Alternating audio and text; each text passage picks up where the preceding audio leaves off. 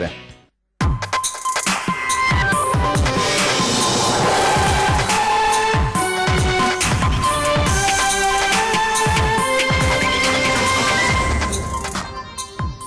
scorso marzo una cinquantenne venne sequestrata, rapinata e stordita con una pistola elettrica a Farra di Soligo. I carabinieri ora hanno arrestato i due nipoti della donna. Olimpiadi invernali 2026 a Cortina, il governatore Zaia in un messaggio vocale chiede a chiunque sia legato al Veneto di sostenerne la candidatura e fioccano le adesioni. Attrezzi rubati nei cantieri edili recuperati dalla polizia di Treviso, tra la refurtiva anche una moto, 2 persone sono finite in manette. Si deve sposare sabato in municipio a Mogliano, ma la festa è in parte rovinata. La piazza, dove avrebbe voluto fare le foto di rito, ospita gli stand di un evento enogastronomico, la rabbia della futura sposa. Dotare la polizia di taser le pistole elettriche, al via la sperimentazione, cittadini divisi sull'opportunità. Piano sicurezza in A4 per i cantieri della terza corsia, la regione Friuli Venezia Giulia vuole bloccare i tir, la rivolta degli autotrasportatori trevigiani. La storia di Tenny, la micia che da un anno vive fuori dall'ospedale di Oderzo, ha conquistato l'Accademia dei Gatti Magici, che ha deciso di darle un premio. Buonasera e ben ritrovati con il telegiornale di Treviso. In primo piano, l'avete sentito dai nostri titoli, la cronaca ed il caso della donna che lo scorso 1° marzo venne rapinata, minacciata e sequestrata nella sua abitazione a Farra di Soligo. Ora i carabinieri hanno arrestato i suoi 2 nipoti. Sentiamo. Legata al letto con fascette da elettricista, stordita con le scariche elettriche di una pistola taser e derubata dei propri averi, i responsabili della brutale rapina messa a segno la notte del 1° marzo scorso a Farra di Soligo ora hanno un nome ed un volto e, sorpresa, sono i nipoti della vittima, una donna di 49 anni, polacca. Si tratta di 2 fratellastri, entrambi polacchi, il minore ha 24 anni, vive e lavora stabilmente in Italia, a Sernaglia della Battaglia, il maggiore fa l'autotrasportatore e risiede in Polonia. I 2 hanno aggredito la zia nel cuore della notte senza farsi riconoscere, avevano il volto travisato e legandola al letto dove la donna stava dormendo le hanno subito gettato sopra una coperta. Lei è stata letteralmente costretta all'immobilità perché è stata coperta sul letto e poi legata ai polsi con delle fascette, quelle lì insomma da elettricista. Colpita più volte con questo taser per essere stimolata a rivelare il nascondiglio di ipotizzate banconote, insomma soldi che doveva avere in casa, che in realtà non c'erano, e quindi lei è rimasta in questo stato in questo grave stato di soggezione per un'ora abbondante. Nonostante la violenza ed il terrore, la donna non si è persa d'animo e in un momento di distrazione dei 2 che rovistavano nella casa alla ricerca dei soldi è riuscita a liberarsi, afferrare il cellulare ed effettuare 2 chiamate al figlio e al marito, lasciando aperta la linea. È stato quindi proprio il figlio, che vive poco distante, a precipitarsi nell'abitazione mettendo in fuga i 2 malviventi che solo ora si è scoperto essere i suoi cugini. Le indagini scattarono immediatamente, anche perché la rapina è avvenuta 5 ore prima e a pochi chilometri di distanza dal duplice omicidio di Rolle di Cison di Valmarino. In un primo momento si pensò che i 2 episodi potessero essere collegati, ipotesi poi esclusa. Decisive per incastrare i 2 nipoti, uno ora ai domiciliari, l'altro rinchiuso nel carcere di Santa Bona, le immagini delle telecamere di videosorveglianza. Hanno immortalato l'auto usata dai rapinatori sia per arrivare che per poi andare via dalla casa dove è stata fatta questa rapina. Ed ora la candidatura di Cortina d'Ampezzo per le Olimpiadi invernali del 2026. Oggi il governatore Zaia ha inviato un messaggio vocale per chiedere a chiunque sia legato al Veneto di sostenerne la candidatura e fioccano le adesioni dagli albergatori all'associazione degli industriali. Sentiamo. Sono ore cruciali, giornate cruciali per la nostra candidatura di Cortina, Dolomiti UNESCO e quindi tutto questo hub, il hub degli sport invernali più grande in Europa e tra i più grandi al mondo, no? Inizia Inizia così il messaggio vocale del presidente del Veneto Luca Zaia per sostenere la candidatura di Cortina Dolomiti alle Olimpiadi invernali del 2026. Poco più di 1 minuto e 20 di audio che ben presto arriva ai cellulari di decine di persone, consiglieri e assessori regionali in primis, ma anche giornalisti e scrittori, a chiunque cioè possa fare la sua parte per sostenere la partita. Ecco, vi dico, per le conoscenze che avete, per i contatti che avete, cercate, anche se, come si può dire, rischiamo di essere, come si può dire, troppo insistenti, però contattiamo tutte le persone che conosciamo a tutti i livelli perché scrivano, perché dichiarino, perché sostengano, perché parlino delle nostre Olimpiadi. Rispettiamo tutte le candidature, ma se è vero, prosegue Zaia, che ci crediamo fino in fondo, dobbiamo sostenere la candidatura.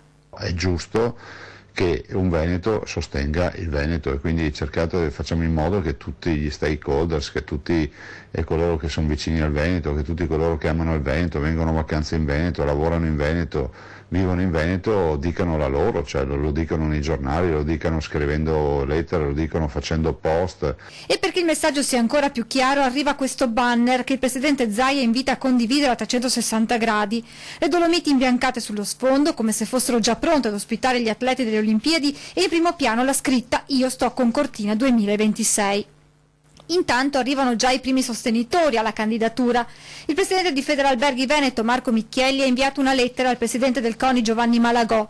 La proposta del territorio dolomitico, scrive, è ispirata da principi di massima sostenibilità economica, ambientale e sociale e intende dimostrare la possibilità concreta di conciliare standard organizzativi e di servizi elevati con l'iconicità e la delicatezza di un territorio già inserito dal 2009 tra i patrimoni dell'umanità UNESCO.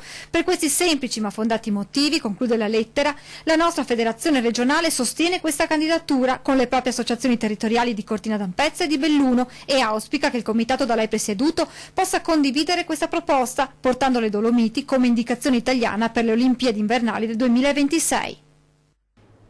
E sulla questione della candidatura di Cortina alle Olimpiadi invernali sentiamo l'editoriale del nostro direttore Luigi Bacialli.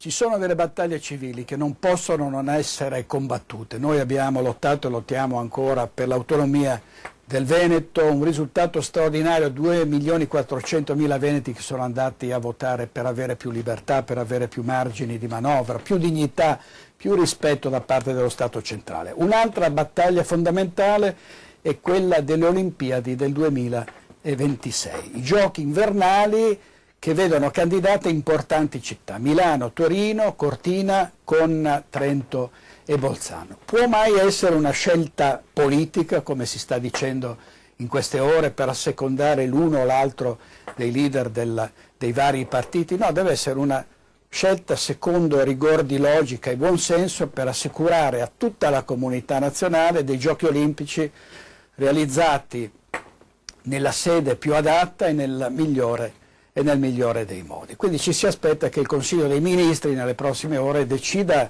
secondo questa linea. Ovviamente tutti tirano acqua al loro mulino e c'è l'Appendino a Torino sostenuta da Di Maio e c'è a Milano il sindaco Sala con il vicepresidente del Consiglio Salvini, che vogliono appunto che i Giochi Olimpici vengano svolti a Milano, e poi c'è Luca Zaia che chiede che la sede deputata per questi giochi invernali sia quella delle Dolomiti. Ma vi pare possibile che dei giochi olimpici possano essere nuovamente disputati a Torino, che li ha avuti nel 2006, o a Milano, che ha già avuto l'Expo? No, la sede naturale più adatta, più bella che ci possa essere è quella delle Dolomiti, il patrimonio dell'UNESCO e la perla delle Dolomiti, Cortina d'Ampezzo con Trento e Bolzano. Come dice il governatore, un comprensorio meraviglioso che non ha eguali. Vi sembra che i mondiali di apnea possano essere svolti sul lago Salato? No, si andrà in mare aperto dove ci siano dei fondali che permettono immersioni fantastiche e sicure. Beh, questa è la logica. Sarebbe veramente assurdo che in questo momento, in un momento in cui il Veneto fa sentire la propria voce, in un momento in cui si chiede che questo territorio abbia i vantaggi che hanno avuto altre regioni, ci si gira dall'altra parte e per una scelta politica si opti per Milano o per Torino. Noi condurremo questa battaglia d'ora in poi, noi staremo dalla parte di Cortina nel 2026, per questo ci batteremo, faremo davvero un battaggio importante nei prossimi giorni, ci sarà poi la decisione del CONI, del Comitato Nazionale del CONI, e poi ovviamente tra un anno quella del CIO, perché non finisce qui la candidatura, poi la città candidata ai Giochi invernali se la dovrà vedere poi con altre città importanti di altri paesi. È per questo che l'Italia deve essere rappresentata da una sede adatta a un evento così importante. E si spera quindi che tutti i parlamentari veneti, che tutti i ministri veneti, tutta la squadra del Veneto, a prescindere dalle casacche e dai partiti, si batta per questo obiettivo. Noi lo faremo fino alla fine, anche se sappiamo benissimo che ci sono molti bastoni tra le ruote. E torniamo ora alla cronaca con l'arresto di una coppia italiana che assieme ad un complice svuotava i furgoni nei cantieri edili della provincia. La segnalazione è arrivata alla polizia l'altra notte da parte di un trevigiano che soffre di insonnia. Sentiamo. Tutto nasce da una segnalazione da parte di un cittadino arrivata alla sala operativa del 113 intorno alle 3 del mattino, con il quale si segnalava la presenza di due individui sospetti che stavano armeggiando sul portellone posteriore di un furgone.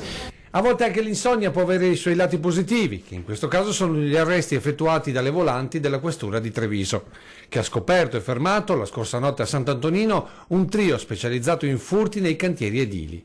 Il copione era sempre lo stesso. Due uomini individuavano il furgone con dentro l'attrezzatura, forzavano i portelloni per poi razziare tutto il possibile, mentre la compagna di uno dei due faceva da palo all'interno dell'auto pronta per la fuga. All'interno dell'auto, utilizzata da questi soggetti, una station wagon di colore scuro, abbiamo trovato numerosa refurtiva, per lo più materiale edile, di cui anche una parte aveva il marchio da parte di una impresa di Castelfranco, e quindi, contattato anche il responsabile dell'impresa, abbiamo scoperto che durante la notte anche lui aveva subito un furto all'interno del proprio furgone. Tutta la refurtiva poi veniva stoccata nel garage di casa, trasformato in magazzino, probabilmente a disposizione di chi poi ricettava le singole strumentazioni da inviare all'estero.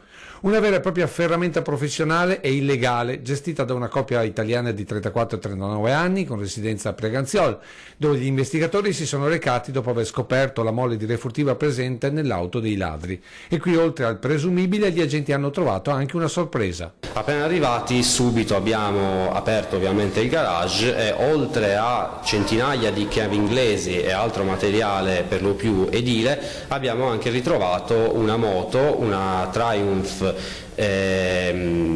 rubata pochi giorni prima, più specificatamente è stata rubata a Jesolo il 30 giugno. Furto, ricettazione e riciclaggio, i capi di imputazione per la coppia arrestata e il terzo complice tuttora ricercato. Coppia che evidentemente aveva una passione per la moto, che li ha spinti ad un lavoro di cesello pur di poterla utilizzare impunemente. Questa moto aveva anche la targa contraffatta, in quanto sono stati battuti alcuni numeri al fine di trasformare, ad esempio, uno 0 è diventato un 6 e una C è diventata una O. Schianto la scorsa notte verso l'una in via del lavoro a Castelfranco, non sono ancora chiare le cause dell'incidente. Si tratta di una fuoriuscita autonoma con l'auto che si è ribaltata a lato della carreggiata. È stato necessario l'intervento dei vigili del fuoco per estrarre il conducente rimasto incastrato nell'abitacolo. L'uomo è stato trasportato poi all'ospedale di Castelfranco per accertamenti. Fortunatamente le sue condizioni non destano particolari preoccupazioni. Sul posto, oltre ai vigili del fuoco, anche il 118 e di carabinieri. Tagli ai vitalizi degli ex parlamentari. La delibera voluta dal Movimento 5 Stelle continua a far discutere, mentre si prefigura una vera e propria stangata in arrivo per molti ex deputati e senatori. Sentiamo.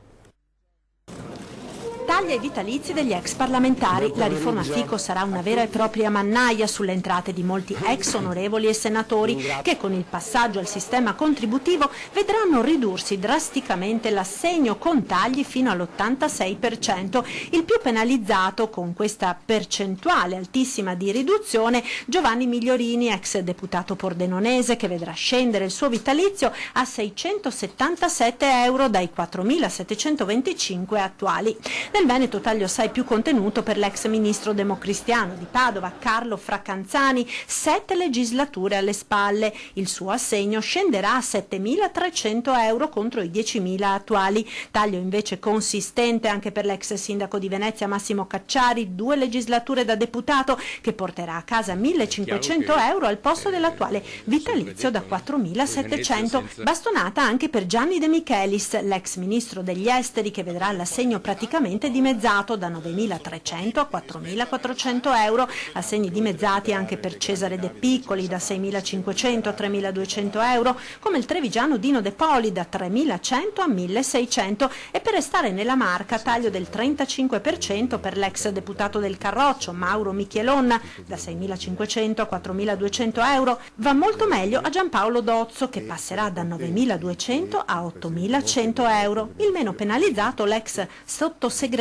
del governo Berlusconi Aldo Brancher, che subirà un taglio di appena 100 euro. La delibera dovrebbe essere approvata tra una settimana, dopodiché si prefigura una battaglia giudiziaria durissima.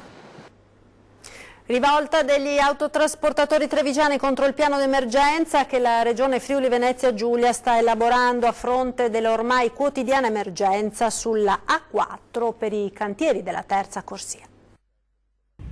Emergenza A4 per i lavori di realizzazione della terza corsia. Gli incidenti, purtroppo anche gravi, che vedono coinvolti i mezzi pesanti sono ormai cronaca quotidiana. Anche oggi pomeriggio l'ennesimo tamponamento ha portato alla chiusura dello svincolo di San Giorgio di Nogaro, una situazione che con l'esodo estivo alle porte si fa sempre più difficile da gestire. Il nuovo piano d'emergenza, in elaborazione da parte della Regione Friuli Venezia Giulia, prevede per i tir il limite dei 60 km all'ora e sempre solo per i tir l'obbligo di restare in autostrada in caso di code e incidenti senza poter uscire sulla viabilità ordinaria, un'opzione che vede gli autotrasportatori trevigiani sul piede di guerra. Se noi finiamo che abbiamo degli orari predestinati per legge, finiamo le nostre ore di lavoro, dopo cos'è che facciamo?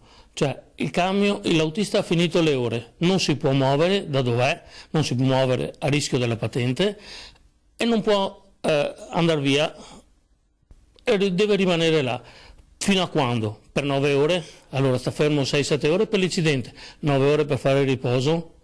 Ditemi voi se questa è una cosa che può andare. La proposta che gli autotrasportatori trevigiani vorrebbero portare al tavolo con la Regione Friuli Venezia Giulia è quella, in caso di intasamenti, di bloccare al confine i vettori stranieri o, come si fa in Svizzera, limitare l'ingresso dei veicoli in base al flusso massimo sopportabile dall'asse viario. Di certo non è possibile bloccare i locali che devono fare le consegne e le consegne per il territorio, meglio bloccare quelli che nel territorio ci passano e dopo vanno da un'altra parte, cioè vengono dall'estero e magari devono andare verso Francia e Spagna o il contrario. Blocchiamo quelli piuttosto che bloccare i nostri locali che fanno le consegne per vivere tutti i giorni. Ci fermiamo ora per la pubblicità, tra poco restate con noi.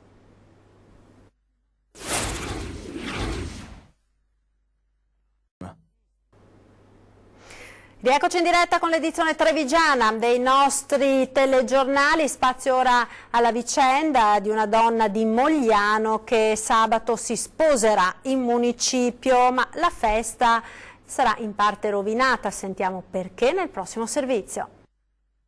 È un sogno di una vita, 44 anni che vivo in questo paese e dopo 44 anni ho chiesto io al mio compagno, che non è del comune di Mogliano, di sposarmi nel mio paese di origine. Natascia Nobile convolerà a nozze con il suo compagno sabato alle 11 nel municipio di Mogliano.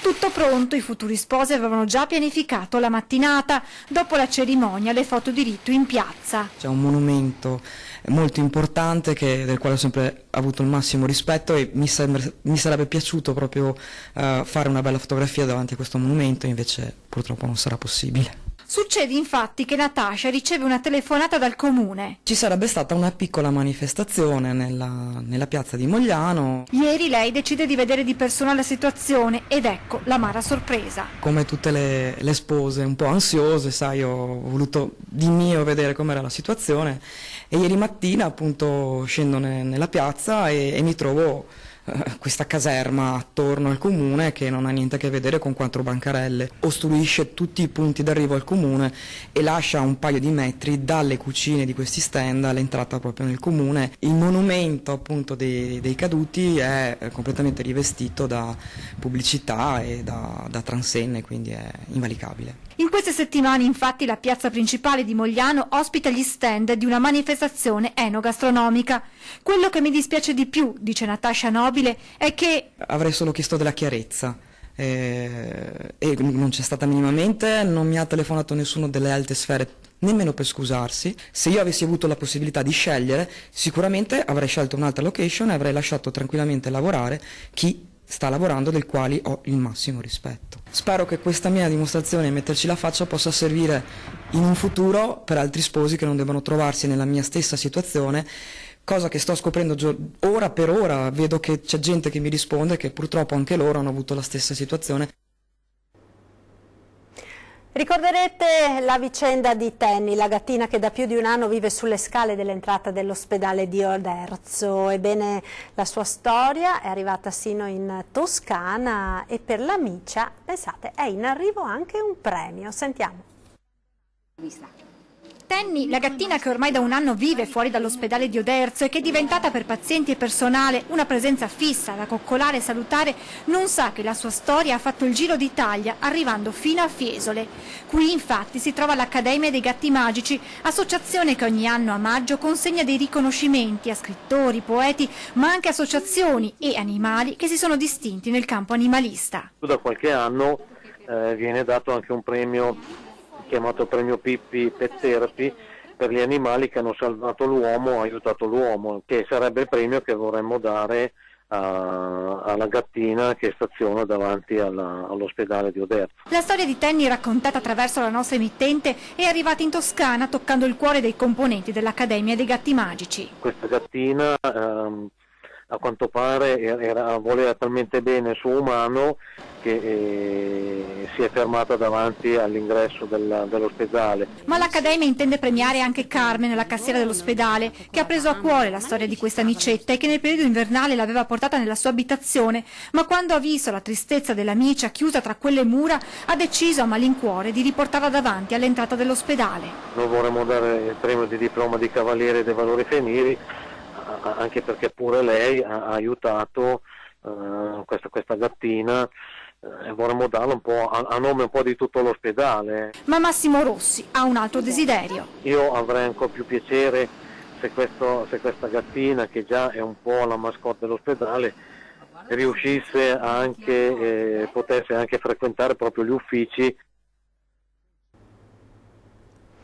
Tra pochissimo torna a 20:10, questa sera ospite di Ferdinando Avarino, il giornalista Andrea Priante, per raccontarci la storia del bancario che finse il suo suicidio dopo aver perso i soldi dei clienti. Ed ora, come sempre, in chiusura il nostro meteo. Non ci sono buone notizie perché è in arrivo sul Veneto una nuova perturbazione che porterà temporali anche di forte intensità nelle prossime ore. Per questo il Centro della Protezione Civile della Regione ha diramato l'avviso di criticità, dichiarando lo stato di attenzione per appunto criticità idrogeologica su tutto il territorio da oggi fino alle 24 di domani 6 luglio. Particolare attenzione per l'area di Borca di Cadore, dove insiste la storica frana. Il livello di attenzione è rinforzata, livello 2 su un massimo di 3. Nel dettaglio quindi le previsioni del meteo. Grazie per essere stati con noi. Arrivederci.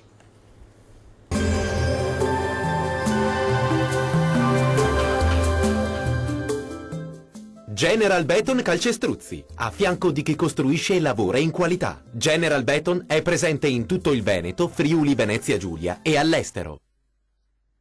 Ben ritrovati al meteo. Ancora qualche temporale sulle nostre regioni. Vediamo il dettaglio di venerdì 6 luglio.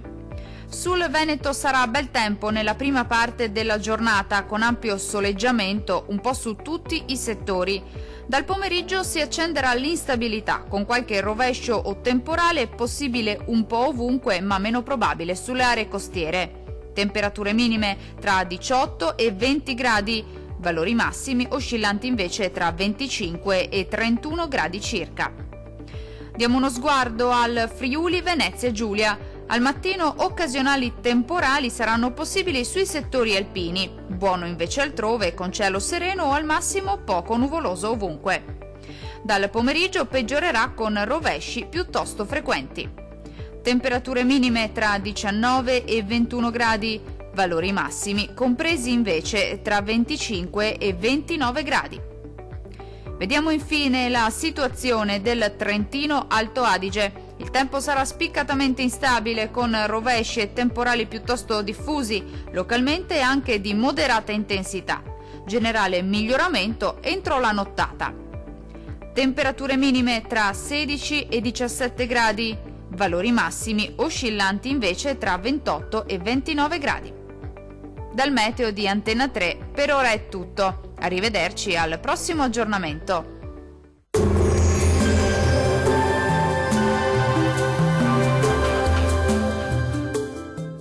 General Beton Calcestruzzi, a fianco di chi costruisce e lavora in qualità. General Beton è presente in tutto il Veneto, Friuli Venezia Giulia e all'estero.